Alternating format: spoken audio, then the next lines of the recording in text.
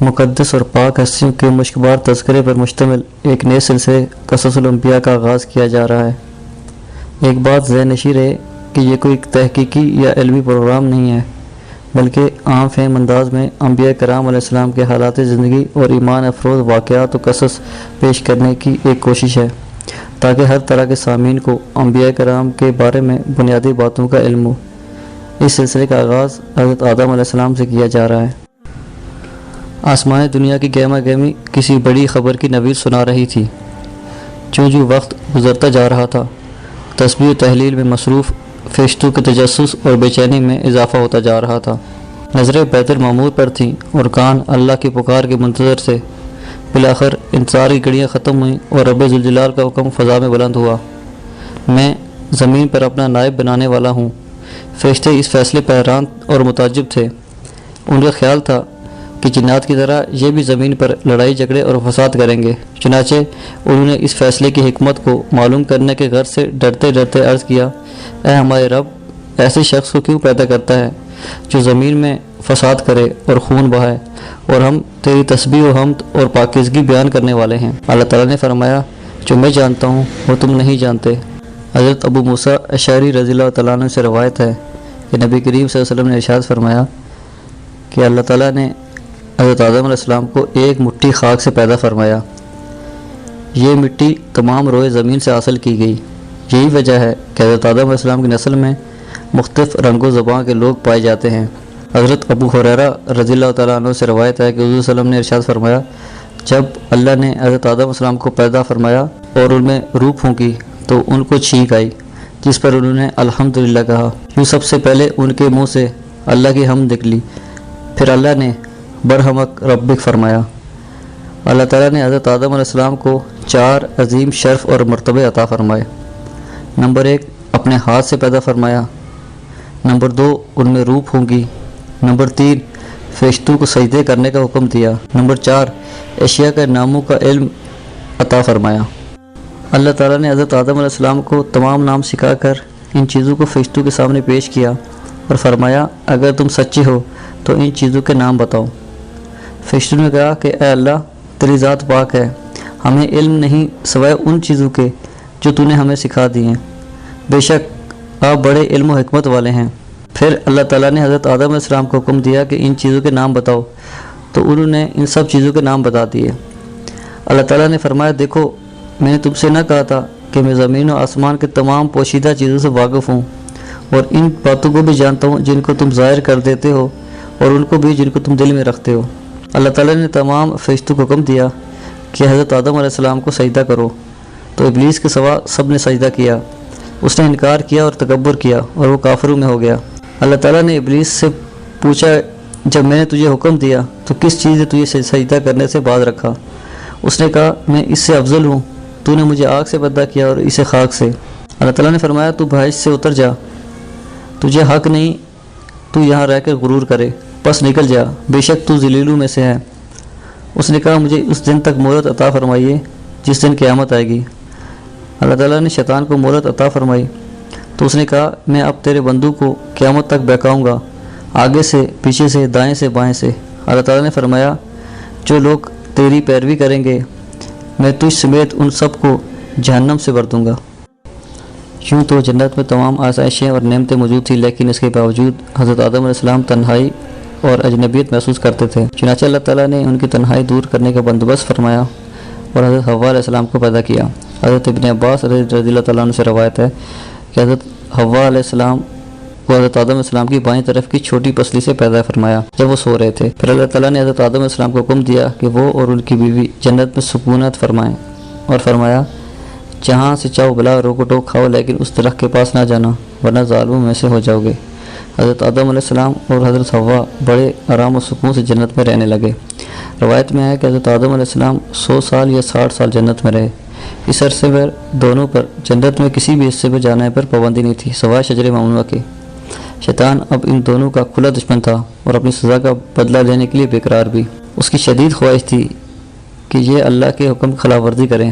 پھر شیطان نے ان دونوں کے دلوں میں وسوسہ ڈالا تاکہ ان کی شرمگاہیں جو ایک دوسرے سے پوشیدہ ہیں بے پردہ ہو جائیں۔ اس نے انہیں کہا، تمہارے رب نے تم دونوں کو اس درخت کے پاس جانے سے اس لیے منع فرمایا ہے کہ کہیں تم اسے کھا کر فرشتے نہ ہو جاؤ یا کہیں ہمیشہ کے لیے زندہ رہنے والوں میں سے نہ ہو جاؤ۔ شیطان کی ان باتوں نے حضرت حوا علیہ السلام کو سوچنے پر مجبور کر دیا، اور پھر شیطان کی مسلسل اور تواتر کے ساتھ سازشیں رنگ لائیں اور اس نے حضرت حوا علیہ السلام کو پھل کھانے پر راضی کر لیا۔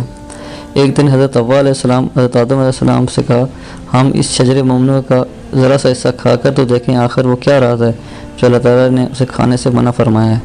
شروع میں حضرت آدم علیہ السلام اس کے لیے قطعی طور پر راضی نہیں تھے، لیکن پھر حضرت حوا علیہ السلام کے مسلسل اصرار پر وہ بھی راضی ہو گئے۔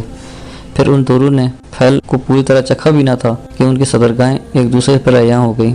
اس پر دونوں بدحواسی اور پریشانی میں جنت کے درختوں کے پتے توڑ توڑ کر اپنے بدن کو چھپانے لگے۔ اللہ تعالیٰ نے ان دونوں کو پکارا اور فرمایا، کیا میں نے تم کو منع نہیں کیا تھا کہ اس درخت کا پھل نہ کھانا اور شیطان کے ورگلانے میں نہ آنا؟ یہ تمہارا کھلا دشمن ہے۔ دونوں نے جب اللہ تعالیٰ کی پکار سنی تو ہمارے خوف الہی کے کانپ اٹھے، نہایت لاچارگی اور عاجزی سے اپنے خطا پر نادم و شرمندہ ہوتے ہوئے بارگاہ خداوندی میں عرض کیا، اے ہمارے رب، ہم دونوں سے بہت بڑی غلطی ہو گئی۔ اب اگر آپ نے ہم پر رحم نہ کیا اور معاف نہ کیا تو ہم تباہ و برباد ہو جائیں گے۔ اللہ تعالیٰ نے فرمایا، اب تم دونوں ایک خاص مدت تک زمین پر رہو گے جہاں ایک دوسرے کے دشمن ہو گئے، اور وہاں ہی مرنا ہے اور پھر وہیں پر پیدا ہونا۔ چنانچہ دونوں کو زمین کی طرف روانہ کر دیا۔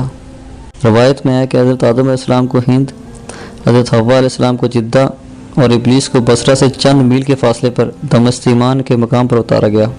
حضرت سعدی رحمۃ اللہ علیہ فرماتے ہیں کہ جب حضرت آدم علیہ السلام کو ہند میں اتارا گیا تو ان کے پاس حجر اسود تھا اور جنت کے درختوں کے پتوں کی ایک مٹھی تھی۔ پھر حضرت آدم علیہ السلام نے ان پتوں کو زمین پر پھیلا دیا اور یہ خوشبودار درخت انہی پتوں کی وجہ سے پیدا ہوئے ہیں۔ حضرت ابن عباس رضی اللہ تعالیٰ عنہ سے مروی ہے کہ حضرت جبریل حضرت آدم علیہ السلام کے پاس آئے اور گندم کے 7 دانے اپنے ساتھ لائے۔ حضرت آدم علیہ السلام نے پوچھا، یہ کیا ہے؟ عرض کیا، یہ اس درخت کا پھل ہے جسے آپ کو روکا گیا تھا لیکن آپ نے تناول فرما لیا۔ تو آپ نے فرمایا، اب میں ان کا کیا کروں؟ تو عرض کیا، ان کو زمین میں بو دیجئے۔ حضرت آدم علیہ السلام نے وہ بیج زمین پر بو دیے، وہ دانے اگے۔ حضرت آدم علیہ السلام نے فصل کاٹی اور پھر دانوں کو بوسی سے جدا کیا، پھر صفائی کی اور اسے پیس کر آٹا گوندا اور روٹی پکائی۔ اس طرح محنت و مشقت کے بعد اسے کھایا۔ حضرت آدم علیہ السلام زمین پر آنے کے بعد نہایت شرمسار اور افسردہ تھے، اور پھر حضرت حوا علیہ السلام کی علیحدگی نے بھی سخت پریشانی میں مبتلا کر دیا تھا۔ روایت میں ہے کہ آپ ایک طویل عرصے تک اللہ کے حضور گڑ گڑاتے، فریاد کرتے اور آنسو بہاتے رہے، یہاں تک کہ اللہ تعالیٰ کو ان کی اس گریہ وزاری پر رحم آ گیا، اور پھر ایک دن حضرت جبرائیل علیہ السلام نے حضرت آدم علیہ السلام کے پاس آ کر انہیں اللہ کی جانب سے معافی کی نوید سنائی۔ حضرت آدم علیہ السلام خوشی سے سرشار بارگاہ خداوندی میں سربسجود ہو کر شکر بجا لائے۔ پھر حضرت جبرائیل علیہ السلام انہیں لے کر مکہ آئے، جہاں حضرت آدم علیہ السلام نے کعبہ شریف کی بنیاد رکھی اور حجر اسود کو کعبے کی دیوار پر نصب فرمایا، پھر اس کے گرد طواف کیا۔ طواف سے فارغ ہو کر حضرت جبرائیل علیہ السلام انہیں جبل عرفات پر لے گئے جہاں حضرت حوا تشریف فرما تھی، لیکن طویل عرصے کی جدائی اور حالات نے بہت سے جسمانی تغیرات پیدا کر دیے تھے، چنانچہ دونوں ایک دوسرے کو پہچان نہ پائے، جس پر حضرت جبرائیل علیہ السلام نے دونوں کا تعارف کروایا۔ حضرت آدم علیہ السلام اور حضرت حوا علیہ السلام کی ملاقات کے بعد اللہ تعالیٰ نے انہیں اولاد کثیر سے نوازا۔ حضرت حوا جب امید سے ہوتی تو ایک لڑکا اور ایک لڑکی پیدا ہوتے، جب دوبارہ امید سے ہوتی تو پھر ایک لڑکا اور ایک لڑکی پیدا ہوتے۔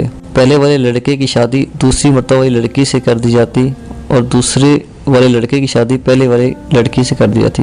چنانچہ پہلی مرتبہ قابیل اور اس کی بہن اکلیمیہ پیدا ہوئیں، دوسری مرتبہ حابیل اور اس کی بہن یہودا پیدا ہوئی۔ حضرت آدم علیہ السلام نے اکلیمیہ کی شادی حابیل سے اور یہودا کی شادی قابیل سے کرنا چاہی، مگر قابیل نے یہودا سے شادی کرنے سے انکار کر دیا۔ وہ اکلیمیہ سے شادی کرنا چاہتا تھا کیونکہ وہ یہودا سے زیادہ خوبصورت تھی۔ حضرت آدم علیہ السلام نے بہت سمجھایا لیکن وہ باضد رہا۔ آخر حضرت آدم علیہ السلام نے دونوں بیٹوں سے فرمایا، تم دونوں اپنی قربانی کو کوہ صفا پر لے جاؤ، اللہ کے حکم سے آگ آئے گی جو حق کا فیصلہ کر دے گی۔ دونوں اپنی قربانی لے کے جبل صفا پہنچے، چونکہ حابیل حق پر تھا اس کی قربانی قبول ہو گئی۔ اس پر قابیل حابیل کا جانی دشمن ہو گیا اور پھر ایک دن اس نے حابیل کو قتل کر ڈالا۔ حابیل کے قتل کے بعد قابیل کو یہ فکر لاحق ہوئی کہ اس کی لاش کو کیسے چھپائے۔ وہ لاش کو کندھوں پر رکھ کر مارا مارا پھرتا رہا۔ آخر کار اللہ تعالیٰ نے کوے کے ذریعے اسے بھائی کی لاش دفنانے کا طریقہ سکھایا۔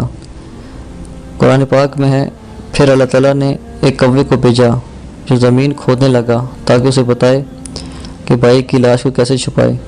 کہنے لگا کہ افسوس میری حالت پر، کیا میں اس سے بھی کیا گزرا ہوں کہ اس کوے کے برابر ہوتا اور اپنے بھائی کی لاش کو چھپا دیتا۔ پھر وہ بہت پشیمان ہوا۔ حضرت آدم علیہ السلام کی وفات کا وقت قریب آیا اور فرشتے گھر میں داخل ہوئے تو آپ سمجھ گئے۔ اپنی اہلیہ حضرت حوا اور اپنے بچوں سے فرمایا مجھے تنہا چھوڑ دو۔ اس کے بعد آپ اللہ تعالیٰ کی حمد و ثنا میں مصروف ہو گئے۔ فرشتوں نے آپ کی روح قبض کی، پھر غسل دے کر کفن دیا، خوشبو لگائی، گڑھا کھود کر قبر بنائی۔ حضرت جبریل علیہ السلام نے آپ کے بیٹے حضرت شیس علیہ السلام کو نماز جنازہ پڑھنے کا طریقہ بتایا۔ آپ علیہ السلام نے نماز جنازہ پڑھائی۔ عام طور پر تاریخی کتاب میں حضرت آدم علیہ السلام کی عمر 960 سال بیان کی گئی ہے۔ واللہ عالم۔